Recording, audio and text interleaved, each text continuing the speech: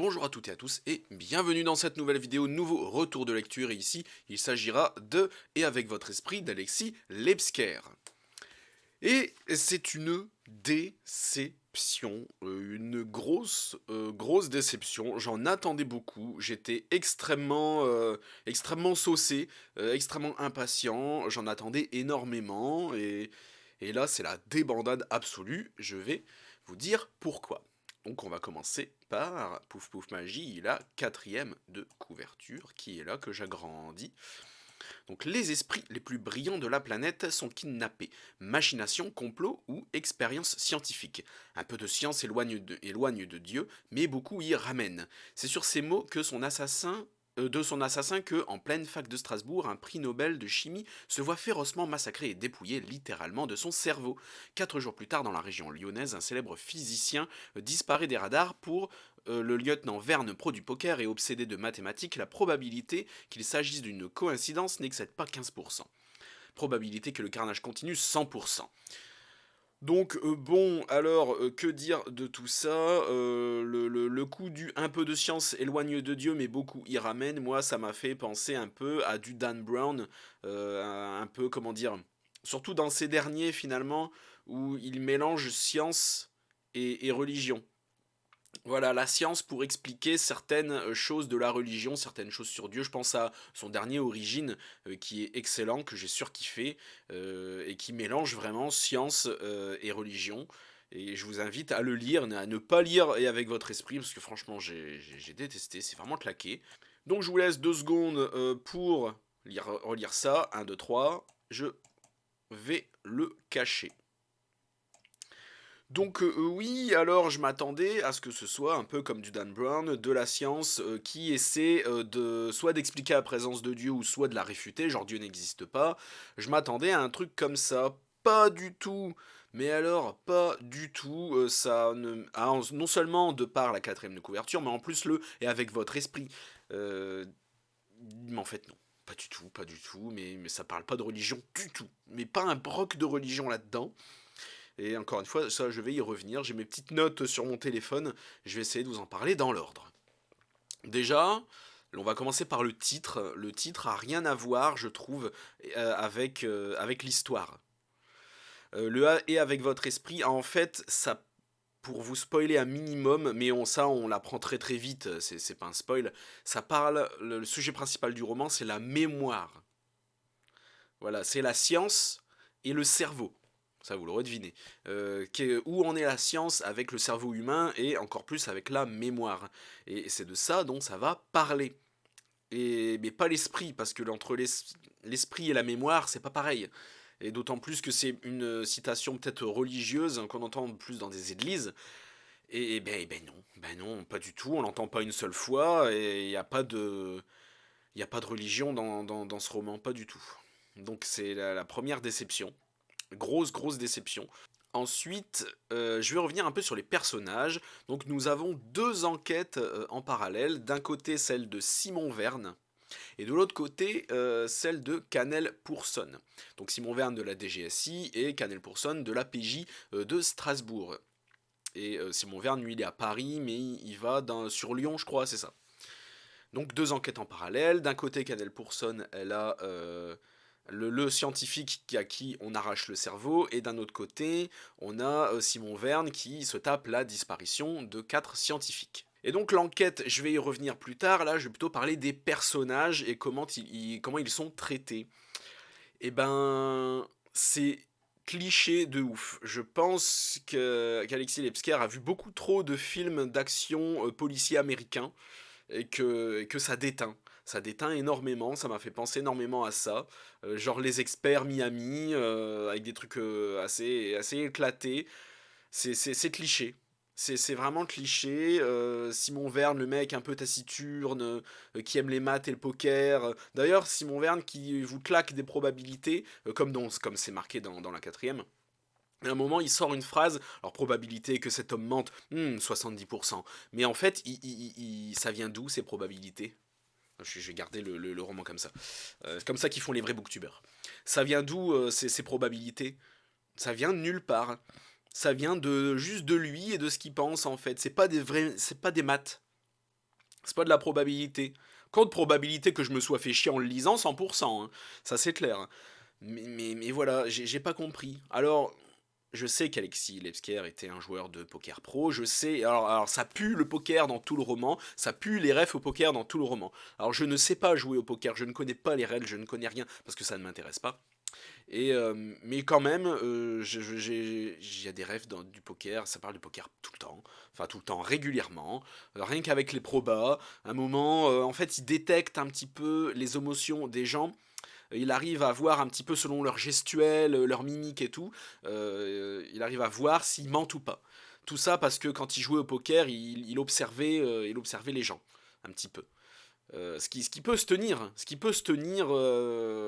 mais pas dans une enquête policière, faut pas faire ça. Faut pas faire ça parce que bah, ça marche pas, du coup. Ça marche pas.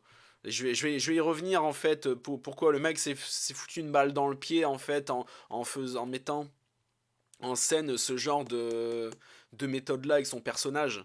Il s'est foutu lui-même une balle dans le pied, et je vais en revenir sur la partie enquête. La partenaire aussi de Simon Verne, je sais même plus comment elle s'appelle, la meuf du Sud. En fait, je pense que c'est le petit côté féminisme qu'a voulu mettre Alexis Lebsker, parce que c'est une meuf hyper bonne, mais t'es très belle, genre la meuf c'est une bombasse, elle le dit elle-même, je suis une bombasse, mais qui a un sale caractère et qui est tellement harcelée par les hommes qu'elle les envoie chier, tu comprends. Ah là là, trop de succès. Alors du coup, voilà, vous comprenez. Elle est devenue hyper mauvaise et taciturne parce que, oh là là, elle rejette tous les hommes. Du coup, elle se fait passer pour une connasse. Mais Simon, non. Simon, lui, il l'envoie chier. Tu comprends. Première rencontre, elle lui dit, je te préviens, ne coucheras pas avec moi, là là, les hommes c'est tous des connards. Et puis Simon, en mode, j'en ai rien, m'en bats les couilles. Puis il l'envoie chier, il lui fait un sermon, il l'envoie chier. Et là, je me suis dit 100%, ils sont ensemble à la fin. Il va se la taper, ils sont ensemble à la fin. Bah ça manque pas. J'en ai rien à foutre. Là, je vous spoil cette partie du roman, oui. Ils sont ensemble à la fin. Et c'est clichax de ouf. C'est cliché, je suis désolé. Mais Mel Canel Pourson, que j'ai moins détesté. Je l'ai pas aimé non plus. Mais c'était quand même la moins pire, malgré tout. C'était la moins pire et j'aurais voulu ne pas voir Simon Verne et l'autre. Marion, c'est ça, Marion. Et Marion est plus de Canel Pourson. Parce que moi, le coup du cerveau qui s'est fait extraire m'intéressait plus en soi. Parce que c'était pour ça que j'ai acheté ce livre. Et en fait, c'était le contraire. C'était l'enquête du cerveau qui a été retirée du mec qui était en secondaire et les disparitions en priorité. C'était le contraire qu'il fallait faire, à mon humble avis. Donc oui, le Canel Pourson est non plus pas intéressante, c'est un cliché de flic qui se pose des questions de flic. Oh là là, mon travail me prend trop de temps, je ne peux pas voir mes enfants. Voilà, regardez les films américains du dimanche après-midi. Je vous jure, c'est mieux. Voilà, les semi-films policiers qu'ils passent le jeudi soir sur une chaîne de la TNT. Je vous jure, c'est mieux, vous perdrez moins de temps. Et donc des personnages déjà difficiles à suivre, clichés, pas intéressants, et ça partait mal, mais je me suis dit, bah, vas-y, peut-être que l'enquête va être mieux. Ben non, en fait, faut que je le garde là. J'ai les réflexes de le poser et c'est terrible. Bah pas du tout, l'enquête n'est pas intéressante. En fait, le concept est sympa. C'est le concept qui m'a fait acheter le livre. Un scientifique auquel on retire le cerveau. Il y a 1000 idées avec ça. Encore une fois, c'est un concept génial. En tout cas, le concept le point de départ, si vous voulez, était super. Mais ce qu'il en a fait, c'est nul quoi. Je suis désolé. Oh là là, je suis en train d'enfoncer l'auteur et c'est vraiment pas le but. Moi, j'étais impatient de le lire. J'étais parti avec un excellent état d'esprit. Et je me suis dit, ça va être génial. Et parce que voilà, science, religion, ça parle de cerveau et tout, ça va être cool. Et j'ai parté vraiment avec un super esprit. Oh là là, déception. Et en fait, donc on suit deux enquêtes en parallèle. D'un côté, Simon Verne et Marion, mais Marion, elle vient bien plus tard. Et de l'autre côté, Canel Pourson. Et à un moment, je me dis, ils vont se rejoindre. Mais non, pas du tout. C'est vraiment tout séparé du début à la fin. Ça ne se rejoint pas. Quasiment pas. Juste un chouille à la fin, mais et encore, c'est pas exploité. Et c'est chiant, en fait. L'enquête est chiante. Il se passe rien. Alors, ils enquêtent. Ah, je peux pas dire ça, ils cherchent, ils font même très bien leur travail, ils sont très motivés, ce sont des gens très motivés, ce sont des flics. Mais en fait, je crois que le problème, c'est que c'est trop réaliste. C'est con ce que je dis, mais c'est trop réaliste. On a les équipes de flics, donc on a Valentin Verne qui est un peu seul et qui fait un peu son boulot de son côté, qui fait plein de recherches. Tout ça est très réaliste. Tout ça, et Canel Pourson aussi, elle qui est plus une commissaire avec son équipe, qui délègue un petit peu, toi tu fais ça, toi tu fais ça, toi tu fais ça, ensuite ils font des points régulièrement en mode allez vous en êtes où, on fait une compile des infos, on avance. C'est très réaliste, c'est très bien, ce côté-là est très bien, mais c'est justement là que le bas blesse, c'est chiant. C'est chiant, d'autant plus quand l'enquête n'avance pas. En fait, arrivé à la page 300, il n'avait toujours absolument aucune piste. Alors que le roman fait 459 pages, je ne veux pas dire de bêtises. Oui, voilà, exactement, ça s'arrête à la page 459. Arrivé à la page 300-310, il n'avait aucune putain de piste.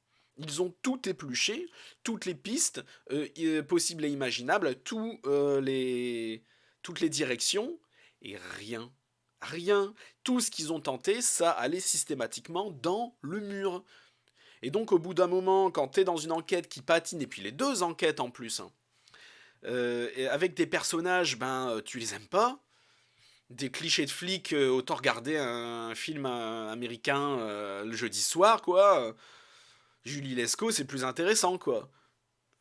Et du coup, je me suis fait chier. Je dis à quel moment. Non, après, je me suis dit, je vais jusqu'au bout. Moi, je n'abandonne pas une histoire. Parce que si je veux pouvoir dire que c'est nul, il faut que je lise jusqu'au bout. Parce que je me suis dit, vas-y, si ça se trouve, je me fais tellement chier que la fin va être exceptionnelle et ça va tout rattraper. J'y ai vraiment cru jusqu'au bout. Et je l'ai fini hier soir, il devait être 11h30 minuit. Et non, pas du tout. Pas du tout. Et là, je vais devoir faire une partie spoil. Donc là, je vais faire le en bref de la partie no spoil. Des persos clichés, pas intéressants, pas sympathiques. Je me suis fait chier. L'enquête n'était pas intéressante. Il n'y a rien qui nous tient en haleine en fait. Il n'y a rien qui m'a tenu en haleine, qui m'a accroché pour continuer. Parce qu'à chaque fois qu'ils explorent une nouvelle piste, c'était voilà. Rien. Ah bah en fait non. Non, ça fonctionne pas, ça peut pas être ça. Bon bah on redémarre de zéro, qu'est-ce qu'on n'a pas fait? Voilà, et c'était ça à chaque fois. C'était un redémarrage à zéro régulièrement. Parce que ils arrivaient à rien, du coup je me suis ennuyé. La fin m'a énormément déçu. Je vous le dis, en fait, rien de scientifique. C'est là que le bas blesse, en fait, la fin. Et rien de religieux non plus. Et encore moins le mélange des deux. Euh, voilà. Je m'attendais à un roman à la Dan Brown avec science mêlée de religion, un peu comme Origine, ou Le symbole perdu, ou un truc comme ça. Mais pas du tout, pas du tout. Et j'ai été extrêmement déçu. Voilà, je peux pas en dire plus sans spoiler.